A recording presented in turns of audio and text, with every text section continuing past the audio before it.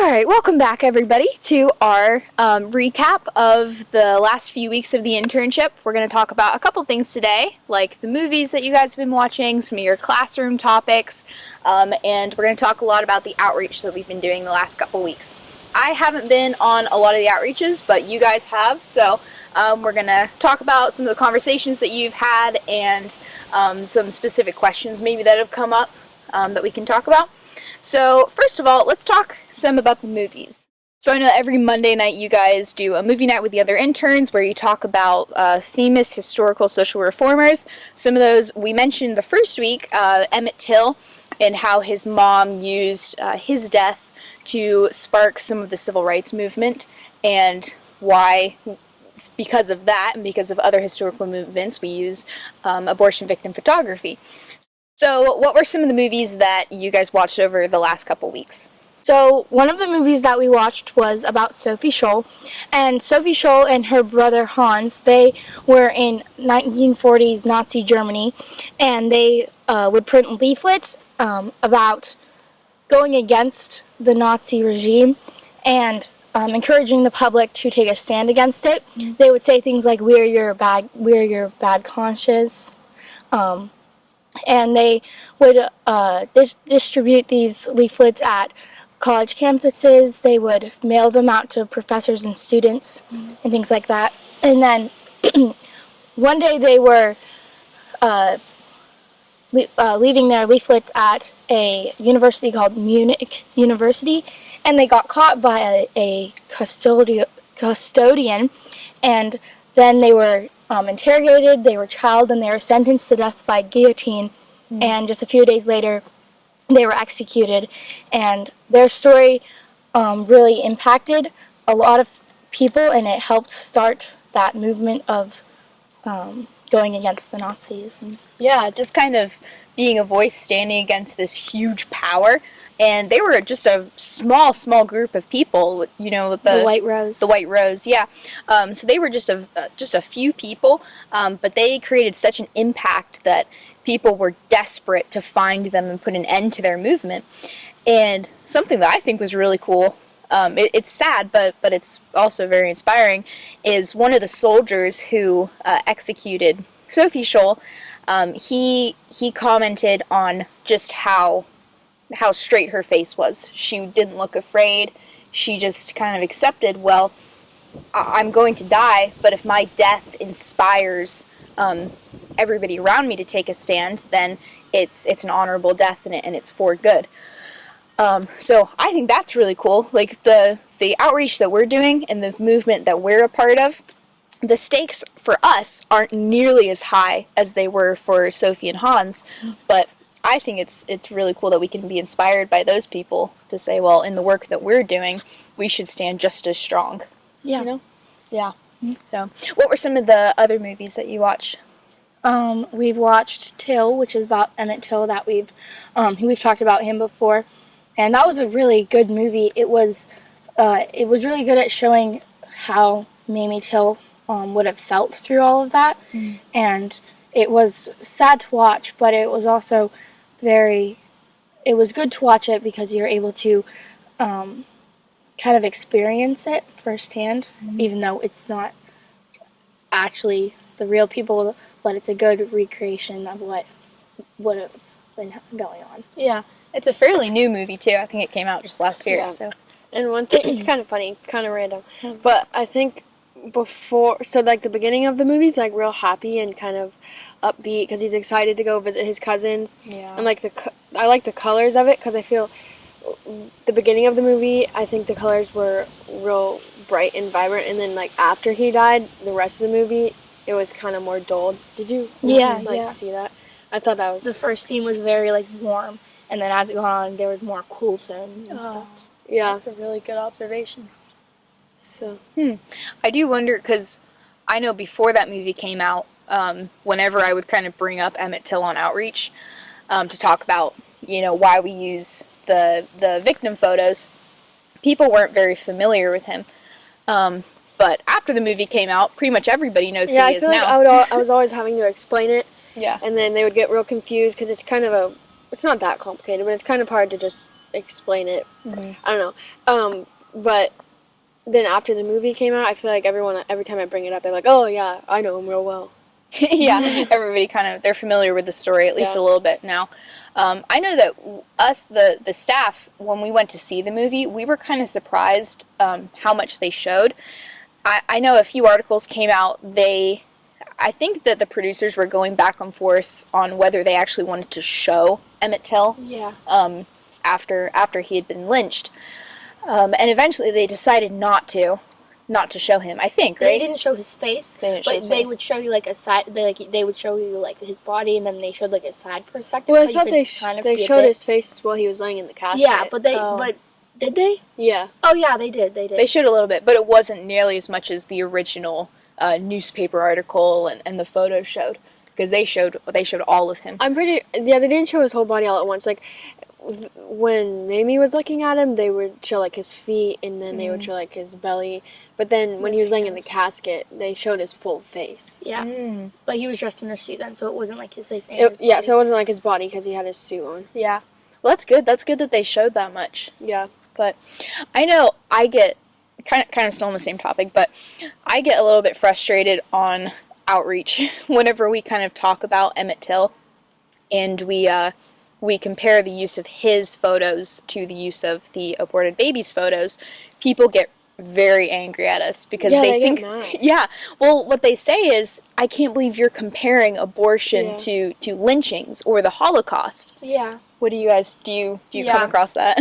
Yeah, I hear that a lot from people saying, well, this is nothing like you're comparing abortion to the Holocaust. Apples and oranges. Yeah, they say that a lot, but it is, they're very, very similar thing. They're both genocide. It happens over 2,300 times a day in America.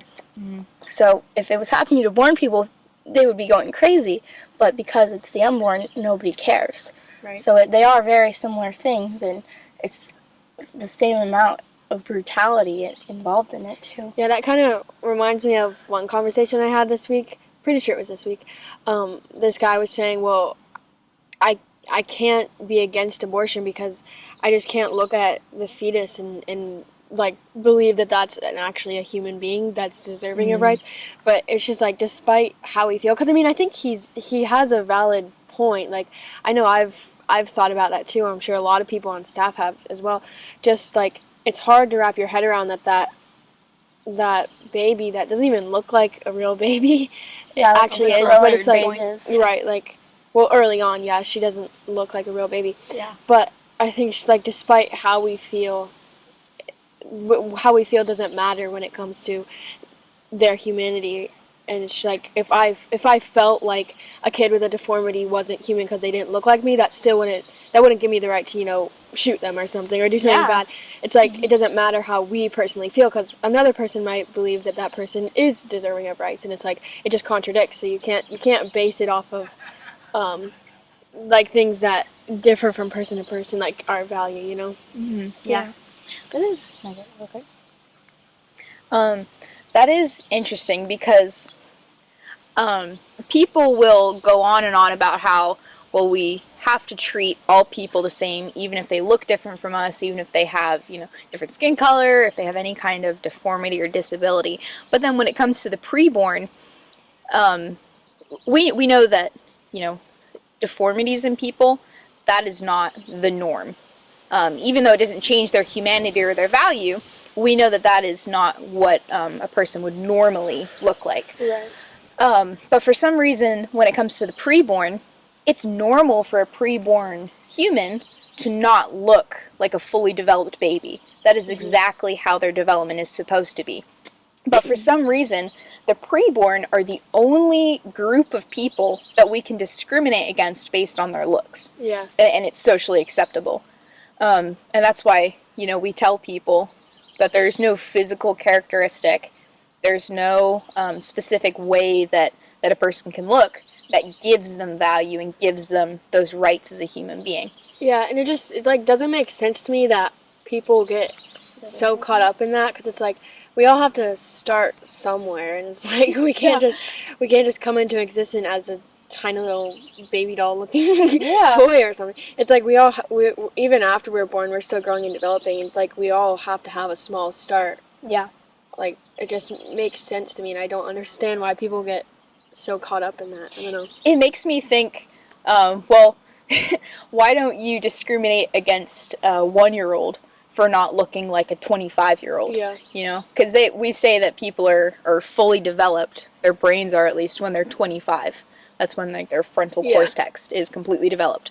So if that's the minimum to be fully developed, then really anybody younger than that, they're not fully human, because, you know, everybody looks different. You're developing as a human being until the day that you die.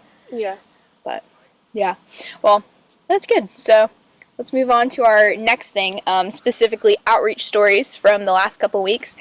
Ella, or Molly, do you want to talk about Tiana? Yeah, so we were in downtown Columbus, and we were doing outreach, and I got into a conversation with a girl named Tiana, and she was pro-life in every case except of rape and incest, which we do hear a lot on outreach. That is one that really seems to catch people up. But so I opened up our literature that we have, and inside there's a photo of a 6-week-old baby and a newborn baby, and I asked her if she can point out which one was conceived in rape and which one was conceived in love. And after I asked her that, she was just like, "Oh my goodness, I never thought about that before." And she immediately changed her mind on that, because we can't base somebody's value on how they came into this world. That's because you can't tell just by looking at a person too. That's just part of their story. It's part of their backstory. So you shouldn't base somebody's value on who their parents were and what their parents did. It should be based on the fact that you're human. Yeah.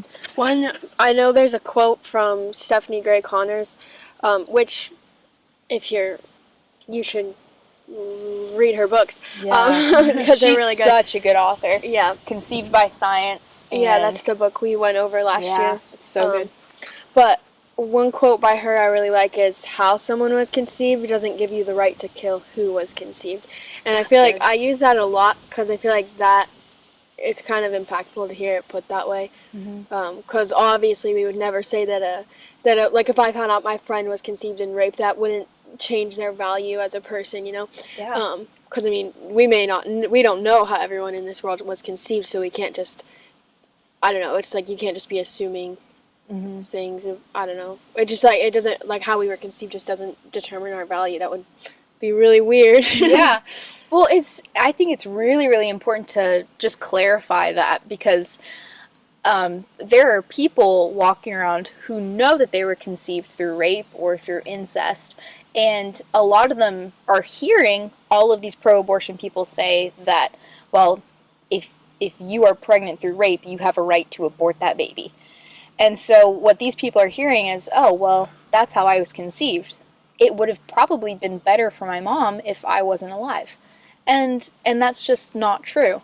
It's incredibly hurtful. It makes somebody question their worth and their value as a human being. And like you said, it's just wrong to discriminate against somebody because of how they were conceived. Yeah, I mean, it's just personhood theory. Like we've seen all this in the past. Like once we start placing value that is inconsistent from person to person, it's like that's when problems start to arise. Because I mean, that's like what sexism is based on. That's what slavery, racism is all based on. It's like you have to be human plus have something else, or plus have a certain characteristic that just doesn't matter when it comes to our value.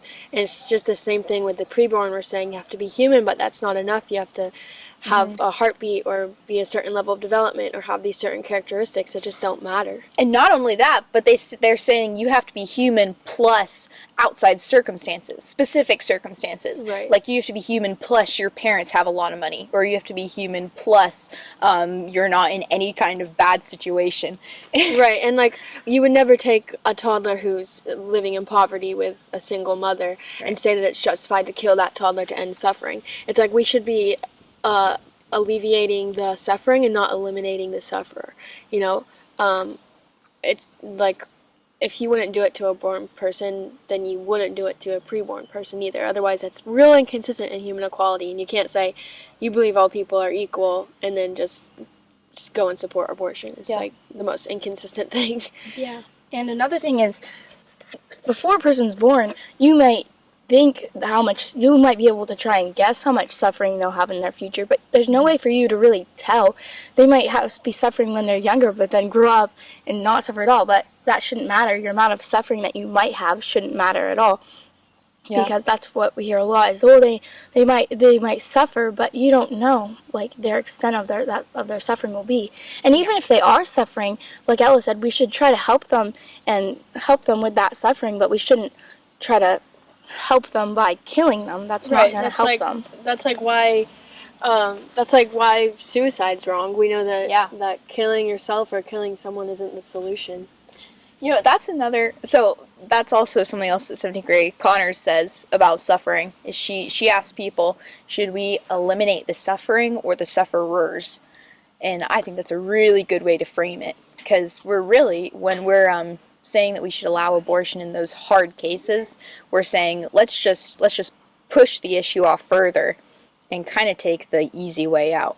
Because the easy way out of the hard foster care system, that argument is, well, let's just take all the kids in foster care and kill them, and then problem solved. There's nobody in foster care. But what you've done is you've killed millions and millions of children. Not millions and millions, but you've just killed an entire group of people so that it's easier on you, and that doesn't make sense at all. But okay, talking about suicide, that's a really good bridge over to talking about assisted suicide. So I know you guys heard from, is it Blaze Allen? Yeah. A couple weeks ago. Molly, do you want to talk a little bit about what he was saying to you guys? So Blaze Allen, he's with a organization called It's the Canadian Centre for Bioethical Reform. Yes, that. Long name.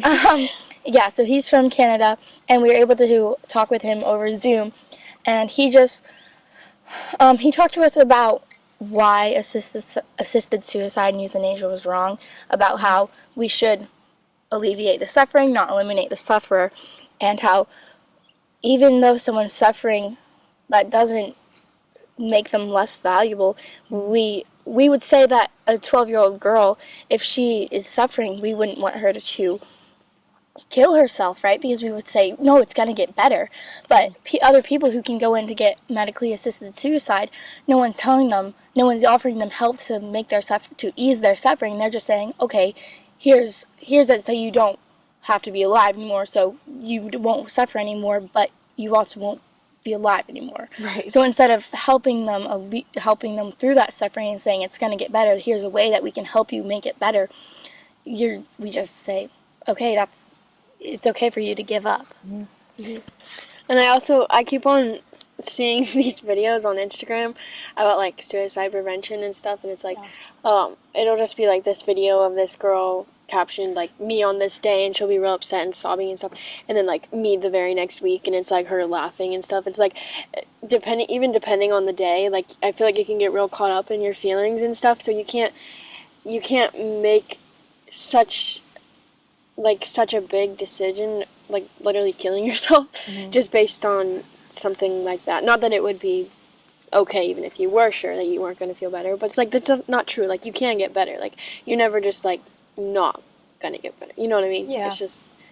Well, and we know even if in the foreseeable future you're not going to get better, that's still not an excuse to end your life. Because there are, terminal cancer patients where we would agree it's wrong to just kill them because you don't foresee an end to their suffering. Yeah. What we do is, we make people comfortable until there's a natural death. We follow the natural process of life.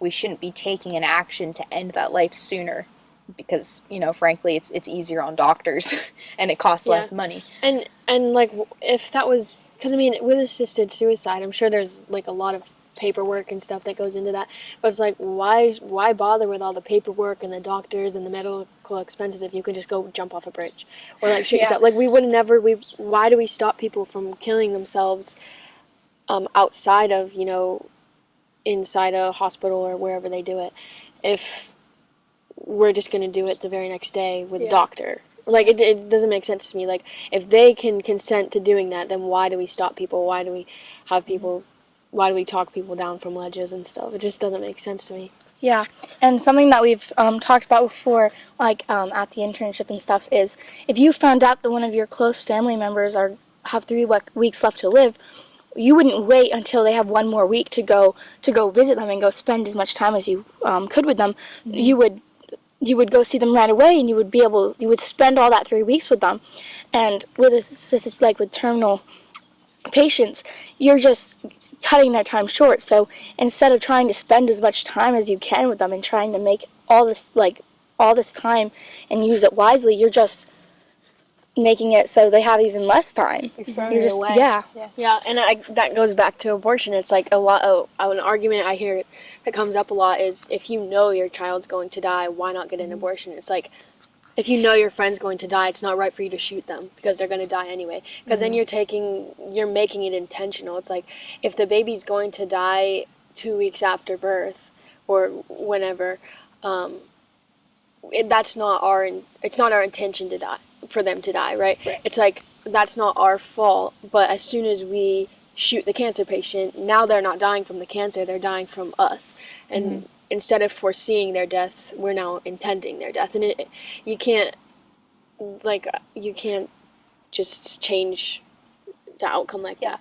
Well, and I've had people on outreach explain to me, well, that's really selfish. That's a selfish reason to allow your child to live so that you can meet them, so that you can spend the most time with them. And what I say to them is, well, it's a lot more selfish to take their life because it makes me uncomfortable. Yeah. Well, rather than letting them die of natural causes, let's tear them apart. Right. It's That doesn't make sense. I hear people say that it's merciful, but when I point to the pictures and I ask them if that looks like mercy, and a lot of them say that doesn't look very merciful. Like, you wouldn't do that to a born child and say you're doing it in an act of mercy, because honestly it's not. And also, sorry to cut you off, but also there are so many cases of kids who were told, or parents that were told, that their child is 100% going to die after birth, and they live for years after. Yeah. It's like, you can never be, you can be pretty certain, but you can never be 100% sure the outcome of that. Doctors are wrong which is why it's really important to get multiple opinions, because I know a lot of people make decisions on abortion like after getting one doctor's opinion, right? And like, there are women who have been told they're going to die if they carry on with the pregnancy, and they've decided, like, of course we're not going to get an abortion, so they would carry the baby anyway, and then both mother and baby are completely fine, and it's a completely healthy pregnancy. It's like, you can't just make such a big decision based off of one doctor's possibly wrong. Yeah. What's the word? Opinion. Yeah. I saw this story recently on Twitter. There's this mom who she got 3 opinions from 3 different doctors. All 3 of them were telling her, you need to abort your baby so that you will live. And she decided not to. She decided to just wait and see how it goes. And she was fine. Her baby was fine. And her baby is now a 15-year-old girl. Yeah. And every year on her birthday, she sends those 3 doctors a picture of her daughter. And that just goes to show that you can't, God has a plan for every baby. And you can't make an assumption based on what, doctors are telling you. It's not our role to step in for God. Like, God creates life so God can take life, but that's not our role. And of course, if it was something like an ectopic pregnancy where there was actually nothing we can do, that is different. Like, of course, we shouldn't let both mother and baby die, but that's a different situation than and you wouldn't perform an abortion in that situation. You would perform where you remove the portion of the fallopian tube, and you don't and you don't touch the baby. You don't tear the baby apart at all. It's so much different, and the intention of that is if you could save mother and baby, you would. But an abortion, a successful abortion, ends up with a dead baby. So that's what you want to happen. It's specifically what we're against is elective abortion, which elective abortion is the intentional killing of the innocent human being. And I think that that's important to clarify, because really you could call anything an abortion. Abortion just means like the end of the pregnancy. So childbirth could, if you wanted, be considered an abortion. Now, people would never call it that. But just to like be specific, we're against elective abortion. So in cases like life of the mother, obviously it's not our intention that the baby dies, but instead we're foreseeing the baby's death. So that's a clarification that I think is important. Which, yeah, let's pause a second, because we're kind of jumping around on that a little bit. So we should talk about those specific cases where it's not an abortion. So I know for issue 1 and everything, when they, specifically in the amendment, it said that issue 1 would protect access to treatment for ectopic pregnancies, miscarriage care, and cases where it threatens the life of the mother. Which, including those things in the amendment text, was really fear-mongering, because no pro-life law or legislator is trying to take away access to those treatments. Obviously, for miscarriage, what's happened is it's a natural abortion. Like Ella said, abortion really just means the end of the pregnancy, so birth can be an abortion. We are specifically talking about how elective abortion is wrong. An elective abortion is just choosing to end the life of the baby for any reason. So in the case of miscarriage care, obviously the baby has already passed away. And so by removing that baby's body, we're not killing the baby. We're not ending that child's life.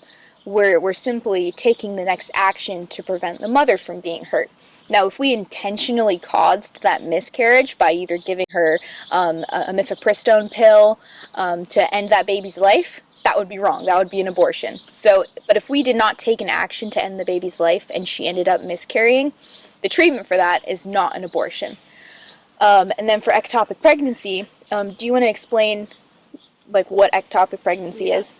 So that's when the embryo like implants somewhere other than the uterus, most commonly the fallopian tube, and so obviously it's not supposed to be there. So as the baby grows, the fallopian tube will rupture, and that's, if it goes untreated, then both mother and the baby are going to die. And so obviously we should be treating that. Now, before viability, there's nothing we can do to save the baby, but that's simply because we lack the technology to do so. But I think after viability, of course, we should be trying all we can to save the baby and the mother. With emergency both. C-sections Yeah. and stuff. And even before viability, the way that the baby would be separated from the mother would be in a humane way.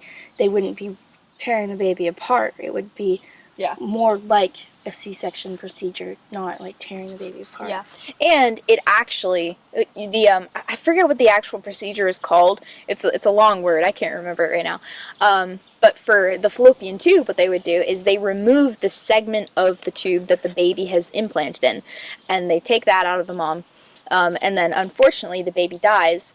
But what we say is, in that case, for that treatment, we foresee the baby's death, but we don't intentionally cause the baby to die. It's different from an elective abortion, and also we're only touching the mother's body. So in the future, when we have that medical technology where we can save the baby before viability, we definitely will, and we should. And if you didn't, then that would be wrong. I have seen cases where they've successfully transferred the embryo, and they can sometimes move the embryo into the mother's uterus, and then the baby survives. So there are cases where you can do that, but in general, for an ectopic pregnancy, we foresee the baby's death, but we are not the ones causing the baby's death. Instead, we're saving the mother's life, and we're trying to save the baby's too, but because of where we are with our technology, we can't in every case. Yeah. And a lot of the time, the baby has already died in an ectopic pregnancy because that's not the environment that is designed for the baby to grow. Right. That place won't expand with the baby. The baby isn't supposed to be there. So the thing that's killing the baby isn't a person or something like that. It's their environment that they're in, and that's nobody's fault. Yeah. Well, that's good. And if you have questions about ectopic pregnancy or miscarriage care or other circumstances where it would not be classified as an elective abortion, feel free to ask those questions in the comments, and then next week we'll answer those and we'll talk about it some more. So, talking about another outreach story. Ella, do you want to talk about Shirley? Oh, yeah. So Shirley was a woman I met just on Friday, I think.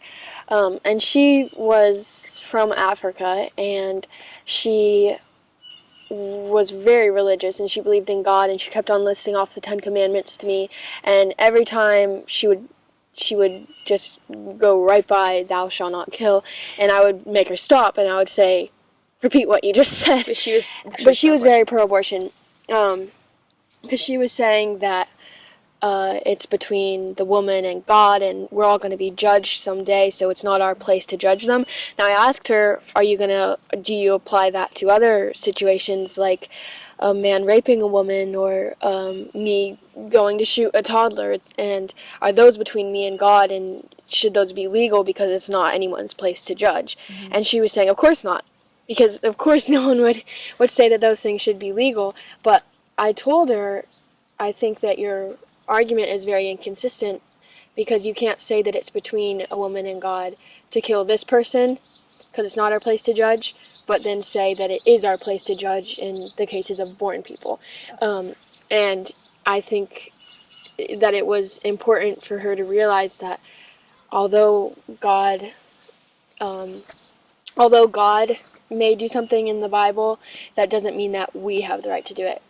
We're not justified to do what God does. Well, also, the Bible tells us to judge righteously. The Bible doesn't say, do not judge ever. It says to judge righteously. This is when you judge. When you do judge righteously. And we are meant to uphold the law of Christ. So, when she skips over... well, she didn't even skip over. I mean, she would say, "Thou shalt not kill," and I would say, "Can you repeat that one?" And she would repeat it, and I said, "So what does that mean?"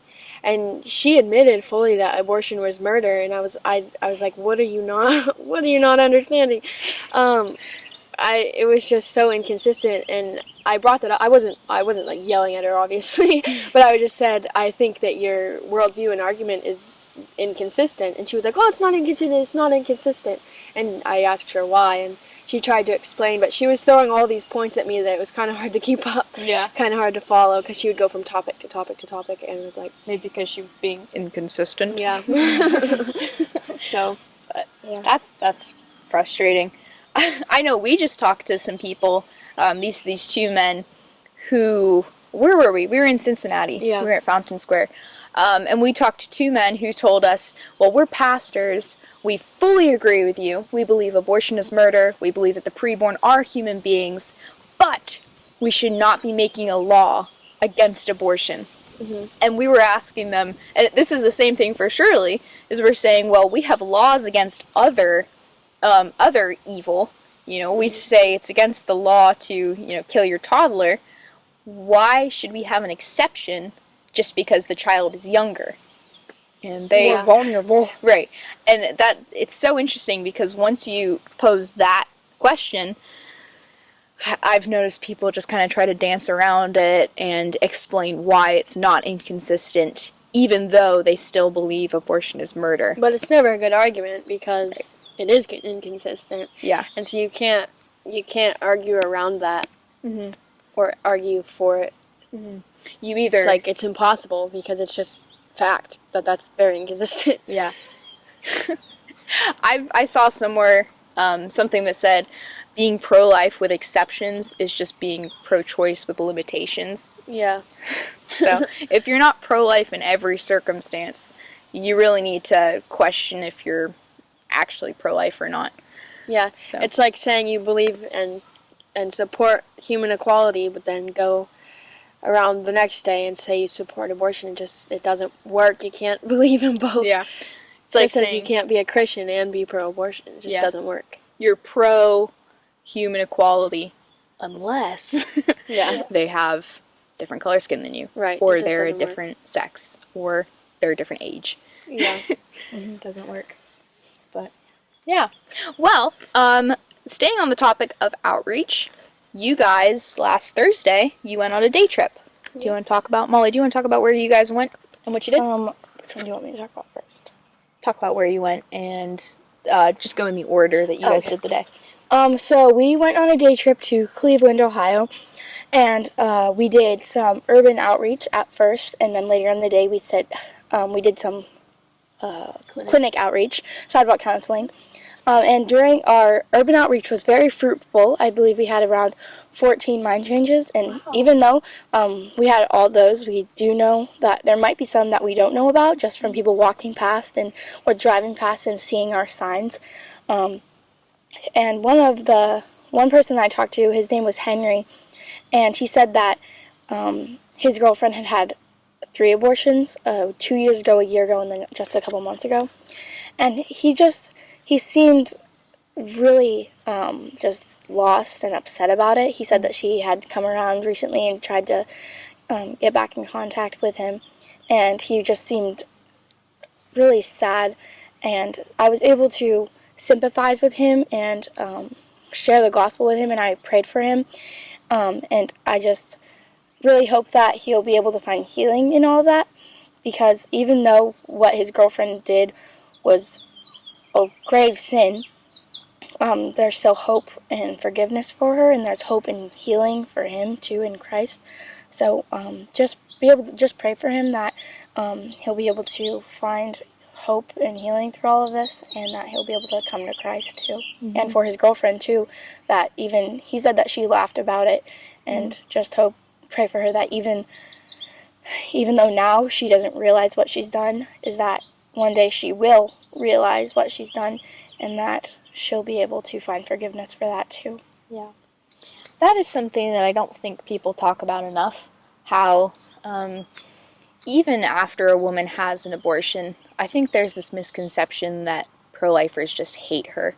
And they say, well, we're just going to give up on you now because you've already done the thing that we don't want you to do. And that's not what we're saying at all. There's no hiding the fact or sugarcoating it that if a woman has an abortion, she's committed something evil. She's done something wrong. She has sinned.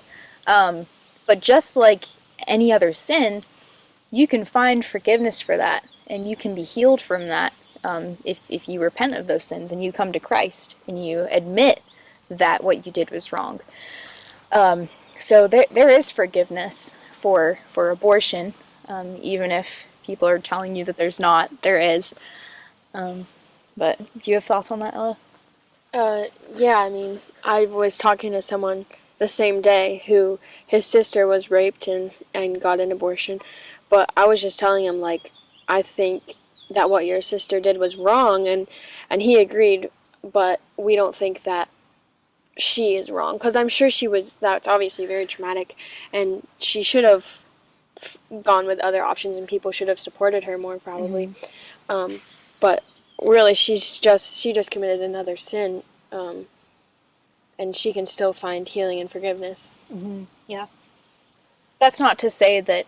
So when people talk about whether women should be held, accountable for abortion, if they should be punished by law, just because you can be forgiven for that sin, that doesn't mean that you can't be held accountable for it by man. Because it should be treated like any other murder. Right. But I think that it's important to go case by case, because obviously a woman who was forced into abortion should not get nearly the same amount as punishment as someone who went partying and got an abortion just as birth control. Right. I think that the nuances. Yeah, you definitely need to go case by case. You can't just... Right. So not every case of abortion, if abortion is criminalized and it's illegal, if a woman still goes and seeks abortion, those cases should be looked at differently. But none of them should just go unpunished. And the abortionist and people who either coerced her or assisted in the abortion should also be punished. Right, yeah. It's not just, the woman, even though, she is the primary victimizer if she went to go and get the abortion. Yeah. And the abortionist definitely knows what he's doing and what she's doing. Yeah. They definitely know, because they've studied this, they've done this. They can't pull the what's the word? Negligence. The negligence. They just didn't know. Yeah, because they knew what they were doing. Right. There are some women who don't know what they're doing, but a lot of them do know what they're doing. Mm-hmm. They just are in denial of it. Well, But because like the clinic workers, they don't tell them anything. Like yeah, they actually lie to them about what like product of conception. They don't call it a baby, obviously, because that's humanizing. Right. But they don't even let them see the ultrasound because they're worried that women will get attached to their babies. Because I mean that's And then they'll happened. lose money. And I mean I've seen this thing on Instagram from the account Live Action. Of a story of a woman who purposely didn't go look at her ultrasound because her last abortion, her last pregnancy, she was going to get an abortion, and she saw the ultrasound, and she kept her baby, and she was saying, I don't want that to happen again. Wow. So I'm not going to look at the ultrasound. And I'm like, that just shows you how human these children are. and she knew what she was doing. Like, she knew exactly what she was doing. But even for women who don't, it's like they're not going to get any information from the clinic workers. I know there's a story of a woman who went into Planned Parenthood not 100% certain if she wanted an abortion, and she wanted like actual advice, and they signed off on the paper that the doctor had spoken to her about it, and she fully consented, which she hadn't. And they quite literally pinned her down and gave her an abortion. And even though she went in that morning wanting advice and information, and she walked out without her baby anymore. And it's a whole, like, it's all for money. Like, none of it, I think it's kind of ironic because all of the pro-abortion movement is, we're trying to, what's the word? Well, their slogan, Women should be equal. Right, they think that they'll tell women that abortion is empowering. That's the word. It's empowering. Yeah, that was the word. It's the great equalizer. And it's like we're for women's rights and we want to support women, but it's like, no, you don't, because if you actually wanted to support women, then women, then the escorts wouldn't be quite literally pulling them in by the arm to get them away from us. We see that a lot when because if it's choice, then they should be able to make the choice to keep their baby as well. Right. But like, I'll be talking to women outside the clinic, and the escort will come over and pull her by the arm to come inside. Yes. It's like, what kind of choice is that, guys? It's just, it's so stupid to me, and it just proves that it's like it's just all for money, and none of the clinics actually care for the women, no matter how much they say we care, we want to empower and uplift women. It's just not true. That's just all for money. What about those preborn women? Yeah, it's like 50%. They don't have a choice. It's like, I'm all for bodily autonomy. Now, like, sure, everyone can do what they want with their bodies, although some things people do, they probably shouldn't. But it's like, I have the right to swing my arm around, but I don't have the right to swing my arm around and hit you in the face. Right. Because it's like, we don't get to use our bodies to harm another person. Just as a man has full rights to his body, but he doesn't have the right to use his body to rape a woman. It's like, those rights end once we start inflicting on another person's rights. And it's just the same with the preborn. It's like, women, sure, you can have rights to your own body, but that's not your body. Yeah. That's a separate human being with its own DNA and all of, like, his bone structure, eye color, hair color, it's all determined at the moment of fertilization, and from that point on, that's not your body. Although it's inside of you, it's not your body, and it's a separate person with its own rights. Yeah. Yeah. And you wouldn't tell a woman that it's empowering to kill her toddler. Yeah. No one would ever say that. You wouldn't look at a woman who killed her kids. You wouldn't, like, say, yes, you did what was good for you. That was so empowering for you. Yes, queen. You wouldn't say that. But it's the same thing, so. Yeah. Sorry. Isn't it awful that people will say that women need abortion to be equal to men? Yeah. Like, women need the ability to kill their children in order to be equal to men. No one would say that a man can get out by kill his child just because he couldn't go through it. He's forced to pay child support. Yeah. And it's just, like, people, you're basically just saying that she's not strong enough. Women aren't strong enough to have children and have jobs and career, go to college. Women aren't strong enough to do these things. So it's really just putting women down. Yeah. It's insulting that they're just saying, you're not strong enough, you can't do this, so here, we'll kill your kids. Yeah. Yeah. It's horrible. But Well, so staying on the topic of clinic and things like that, after Urban, you guys did go to the Cleveland Planned Parenthood. So you want to talk about that? Yeah. So we went to the Planned Parenthood in Cleveland, and we started sidewalk counseling. And I saw a man and a woman coming out of the clinic, and I started talking to them, trying to get them to come over, take my literature, and talk to me. So the man, they got to their car, and then the man came over, and he started talking to me. He took my literature, and he told me that the woman's friend was inside the clinic right now getting the pill. So I called Silas over, and we were talking to him about what the pill abortion does, that it will starve and suffocate her baby. We were telling him about abortion pill reversal, which has, it's not 100% chance that it can reverse the first pill, but there is, what is it? I think It's it's like almost 80%. Yeah, it's a very high possibility that you can save your baby within 72 hours. Yeah. 50%. We went, Yeah, yeah, we I think went it's like to, 68 maybe. yeah, I believe that's right. We want to obviously get to her as soon as possible after she's taken the pill, so we can have the highest chance of saving her baby. And once we told him about the abortion pill reversal, he was like, "You can reverse it." He was really interested in hearing that. So we were talking to him, and he told us that he would talk to her because we were saying that he needs to go in there and get her out. And he was saying, "Well, she's not my friend. I don't know her. I'm just the driver." But he said that they're going to they'll talk to her about it, about the reversal pill. So a few minutes later, they were trying to call her, and she wasn't picking up. They said that they called her, I think, 5 times, and she wasn't picking up. So we kind of just, we're going to wait to see if, like, when she came out. And so she came out, she walked to the car, and I was expecting the man to come and send her over to me, but he didn't. He started to pull out. So I went to the exit, and he stopped, and he rolled his window down, and I asked him if she had taken the pill, and he said that she hadn't, that she had decided not to take the the abortion pill, and that her boyfriend was going to help her with her baby and help her raise her baby. And so we were able to give him the Pregnancy Resource Center address, and he said that they were going to go there, and we were able to get his phone number so that we can try to stay in contact with them.